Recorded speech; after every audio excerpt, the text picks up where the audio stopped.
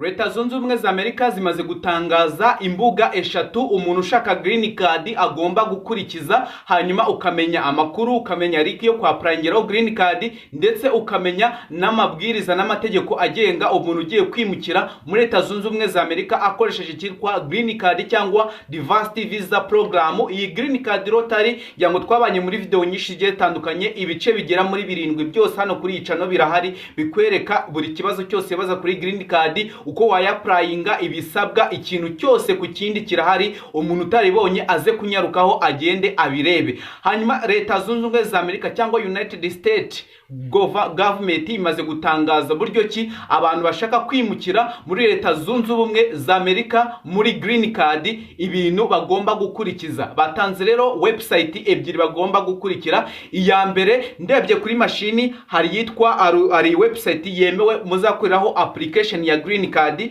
Iyindi ni yindi website ni y'amabwiriza yose umuntu akenera ushaka kwa applyinga iyi green card, kuko ri ubu ngubu ni nkaho yafungutse. Hanyuma rero irundi rubuga batanze ni urubuga rw'amakuru yibanze kuri green card. Hariho abantu babibaza ibibazo byinshi kuri green card, kwishyurira dolari rya green card, ibisabwa, passport na passport nayibona mbere yuko na prayinga green card, ndasabwa iki, ndasabwa ihe banke kugira ngo nishyurira dolari, nakoresha M-Pesa, nakoresha mobile money, nakoresha telefone. Ibyo bibazo byose uba wibaza kuri green card ubu ngubu Leta zunze ubumwe za Amerika yabyoroheje. Ushobora kugenda kuri zino mbuga ndibuze kubahereza, hanyuma mwarangiza zino mbuga ugahita ugenda ukabana nazo ukareba ibisabwa byose kugira ngo witegure. Menya yuko green card harabura gato ya link bayifungure, hanyuma utangire nawe ubyaza amahirwe yawe umusaruro wo kujya muri Leta zunze ubumwe za Amerika. Hanyuma rero kuri baba content creator bambwiye ngo mafungure channel mbere ku buryo kibakoresha za YouTube channel, TikTok, website ndetse n'ibindi byinshi byatuma byaza amahirwe umusaruro cyangwa zino social media.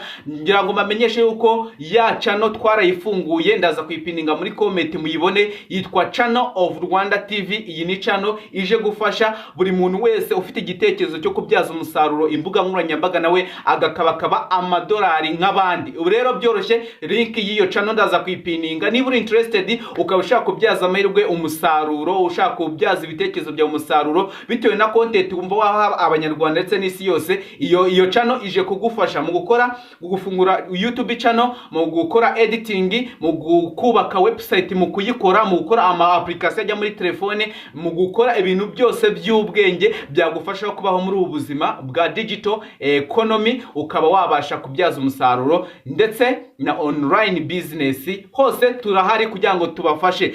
Yego turabanyeshuri turashaka iyi green card, nubwo tuyishaka ko dukeneye n'amafaranga. Rero iyo channel ije kubigufashamo, uze kunyaruka ugende ukande subscribe, kuko nige muzajya mubana kuri iyo channel na wundi muntu nakwemera yuko aza kuri iyo channel kubasobanura ibintu atazi. Hanyuma rero iyi green card nyuma yuko Leta zunze ubumwe za Amerika ibonye yuko abatubuzi bari kwiyongera, bavuga yuko bakorana n'ibigo bya green card, bakavuga ati twagufasha tukakugezaho green card bigenze uko wishyuye aya mafaranga tukabigufashamo. Abantu barimo baratomutwe, abantu babatuburiye ari benshi. Hanyuma rero kugira ngo twirinde bino bihuha, Leta zunze ubumwe za Amerika dushyireho link eshatu tugomba gukurikiza. Link ya mbere niyo gukoreraho application ya green card. Link ya kabiri niyo gukurikizaho amano yo kureba amategeko n'amabwiriza agenga umuntu ugiye kwa applyinga green card. Link ya gatatu ni ibibazo wibaza kuri green card n'uburyo ki wabikemura n'ahantu uherereye. Ikindi kandi ni ukumenya ibihugu bitemerewe kwa applyinga iyi green card.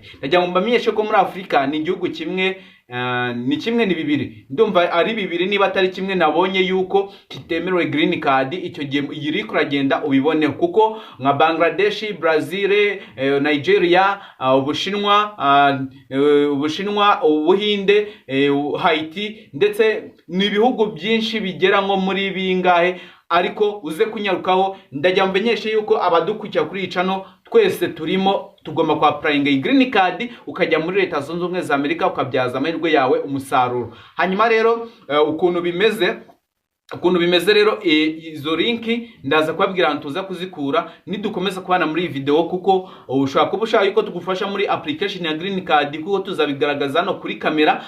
Uze kutwandikira kuri WhatsApp ni 0722918324. niba uri hanze ubanza guteranya 250 72919324 tukabana muri application ya green card. niba uri interested, welcome.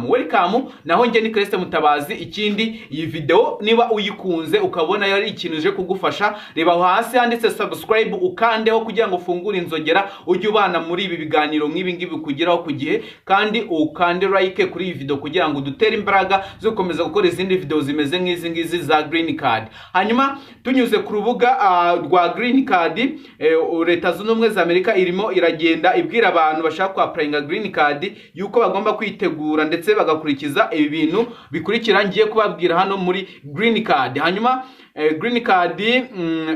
green card yego, reka nsimbukire ku rubuga turebe ibyari byo kugira ngo udacikwa n'aya makuru ya green card. Hanyuma iyi green card ku munyarwanda, ku murundi, ku muntu wese ushaka kwa applyinga green card wese, ari urugero niba uhereye mu Burundi biroroshye cyane. Hanyuma ikeneye kumenya ngo banke zikorana na green card ni izihe.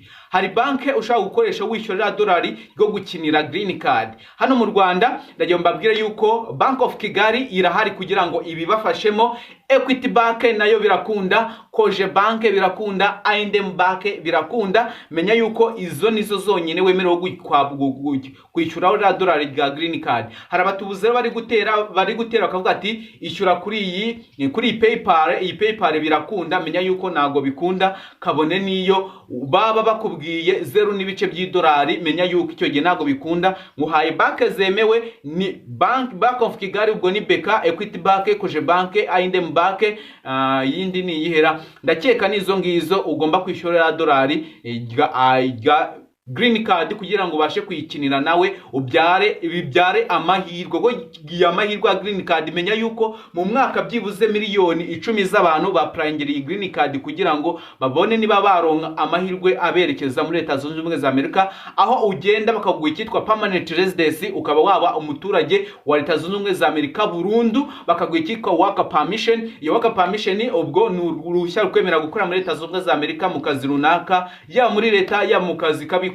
icyo gihe babyemewe cyane. Ikindi bakagushakira insurance, ubwishingizi bw'ubuvuzi, ukaba wabasha kwivuza nk'umuturage wo muri Leta Zunze Ubumwe za Amerika. Ibyo byose tugenda tubana nabyo kuri iyi channel, aho dukomeza kubagezaho amakuru nk'aya ngaya ya green card. Hanyuma rero ibintu usabwa rero kugira ngo applyinga green card, hari utuntu tunga abantu bakunda gukoramo amakosa nitwonje kubabwira mugomba gukosora muri application ya green card. Icyambere, hari abantu bavuga yuko bafite batandukanye n'abagore, hanyuma bajya kwa applyinga green card bakavuga ngo reka mvuge yuko ndi single. Icyo gihe ububeshye, kuko bakoresha amakuru y'igihugu Leta Zunze Ubumwe za Amerika. Rwanda ruha access ku makuru yawe yose, ubwo ushyiramo irangamuntu n'ibiki byose. Hanyuma bagahita bavuga ati uyu muntu yarashyingiwe, turamona yasezeranye mu buryo bwemewe na leta. Ibyo gihe uvuze yuko uri single, amafaranga uba wishyuye green card ababaye ubusa. Ikintu ubwo mukora rero nagomba kubeshya, kabone niyo waratandukanye n'umugore ukaba mutakibana, ugomba kuvuga yuko umugore mubana, keretse igihe watse divorce ukavuga yuko uri divorced. Ikindi ni abantu babeshya amatariki y'amavuko. Hari uburyo cyubeshya amatariki y'amavuko ariko atari uko icyo gihe uvuga yuko wavutse atariki utavukiyemo, ahubwo ukuntu bigenda. Ngira ngo kuranga muntu z'abanyarwanda mwese mubona yuko abeshi hariho iyi tariki ya mbere y'ukwa mbere yuko ari wavutseho muri uwo mwaka. Ariko hari igihe usanga nanjye kwiranga muntu ngeri iya mbere y'ukwa mbere yuko ariyo navutse, kandi naravutse mu kwezi kwa 10. Icyo gihe rero uvuga makuru ahuye nari kwiranga muntu, we nago wita kuri bya bindi utekereza cyangwa bya bindi ababyeyi bakubwiye yuko arizo tariki wavukiyeho, ahubwo ureba ibiri kwiranga muntu. Kabone niyo baba bakubeshyera, icyo gihe nago ugomba guhindura ibiri kwiranga muntu, ugomba kubikurikiza nk'umwene gihugu umunyarwanda waherereye i Burundi. Naho nabikunda kuba nago mbizi, muze kunyandikira muri comment mumbwire ikintu twafatanya. Hanyuma ikindi ikindi ni ukudasobanukirwa amakuru ya nyayo ibintu bisabwa. Menya yuko passport rero abantu bakunda kugira ikibazo kuri passport, bakavuga ati se passport biragenda bite ko nta passport mfite nakinira green card? Icyo nicyo kibazo abantu benshi bibazaga. Ariko passport nago akina green card dafite passport, kuko byibuze ugomba ko ufite passport iri valid, kuko igihe urimo applying green card bakubaza niba passport yawe, bakubaza namba yayo, ukagaragaza bakareba niba iri valid. Iri valid green card wa wayibuze babyarangiye. Hanyuma rero ugomba kugira iki, ugomba ko ufite passport byibuze iri valid. Ushaka kuba hari passport y'imyaka 10 ni 60 by'amanyarwanda, birumva ko ari amafaranga make cyane. Hari y'imyaka 5 ni 30 by'amanyarwanda cyangwa 35. Icyo gihe rero babyemewe kuba washaka iyi passport vuba. Ikindi abantu bibaza ku minsi iyi green card izaba ifunguriyeho iyi link muribaza iyi link ya green card ese izafunguka mu gihe kingana gite? Iyi link ya green card ukuntu bimeze, iyo abantu ba applying green card ari bakeya, byibuze Leta Zunze Ubumwe za Amerika itanga range y'imisi 40 iyo abantu ari bake. Hanyuma y'abantu ari benshi ba applying green card batanga amahirwe y'imisi 30. Icyo gihe rero niba tubana kurica no muri izi video zirindwi zatambutse zimenyesha green card, ugomba ko ufite bya byangombwa byose nababwiye kugira ngo ukinire iyi green card. Hanyuma tujye tubana mu zindi video ngizo. Hanyuma bitegure hakiri kare, kuko iyi minsi 30 iyo watinze ikubana mikeya. Hanyuma rero nje mwabanye kuri iyi video narinje kubabwira ibi ngibi, aya matangazo ya link ndaza kuyipininga muri description wayibona gute rero? Urakanda musi y'ititle y'iyi video, numara kuyikanda urahita ubona ahantu handitse more. Hanyuma numara gukanda kuri more uhita ujya muri description, uhita ubona link twapininze muri description y'ayo magambo ya video, uhita uyikandaho urebe izo link eshatu. Ya mbere iramenyesha amakuru ya green card wakwapplyingaho, iyindi ni amabwiriza, iyindi nibyo bibaza kuri green card. Reka tuze gura mukanya murebe kuri iyo channel, mukande subscribe ku ba content creator bashaka kubyaza umusaruro imbuga nkoranyambaga zabo, haba YouTube, TikTok ndetse n'ibindi. Ndabakunda cyane, njye ni Christian Mutabazi mwabanye muri video